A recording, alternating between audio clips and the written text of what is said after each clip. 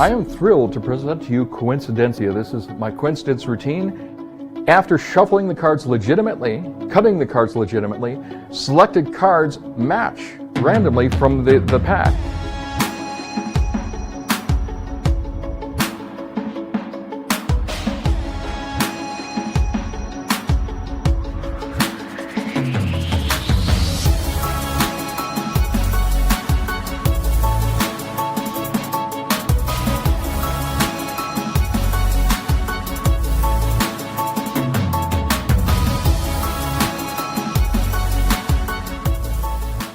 You know there's an absolute danger when you play cards with Joshua. Did you know this? I asked him to play a game of cut the high card. He didn't take chances. It's a terrible thing. However, it did actually provide a benefit for me. I found a magic effect that I can do with a deck of cards that have been cut in half. And we're going to start by shuffling the deck up so that you know there's not any particular order. I'm not particularly great at shuffling, but at least it shows us that we're starting honest. So if you'd be so kind, I'd like you to take out any card you'd like from the deck, but don't look at it, just slide it off to the side. Any one.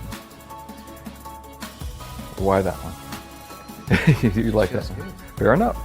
And normally I'd have another audience member selected, but since you're so convenient and so kind, I'd like you to touch any other card. That one there? This one's better. No, I picked the wrong person. All right. Would you be impressed if this card was close to that card? Well, at the moment it is, but let's see if the value is actually close. In this case, it happens to be a diamond, a number card, and a 9 of diamonds.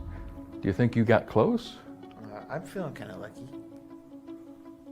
If I were you, I'd consider playing the lottery, because if you had selected a card even one card away, you'd end up on the Jack of Hearts. Maybe that was just a coincidence. So let's give it another try. I'll give the cards another cut, and I'll give them another shuffle. That way you can see I'm not starting out with any extra help. And I'm going to have you do it this time because if I do it, you might again think I'm cheating. So cut the deck and complete the cut. And you can do that as many times as you want. Just remember, on camera, time expands like infinity. Oh, excellent. Look at the top card. If you like that card, you can stick with it. Otherwise, we can have you select a different one. It's your choice. I like this card. Fantastic.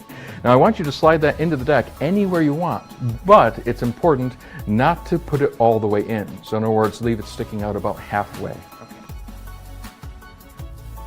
Actually, but you know what? To make it clearer, I'm going to paste that face up because if it's face down, it might get lost amongst the other cards. Okay. Now you cut the cards, not in a particular place. You selected the top card and you liked it. You could have changed to another, and you placed it into the pack anywhere you wanted. Let's take a look. Now, if you had cut and put that card a little bit higher, you would have got the 10 of spades. If you had put that card into the pack one card lower, you would end up next to the king of spades. But instead, you placed it right next to this half, which in this case happens to be the other queen of hearts. Perhaps another coincidence.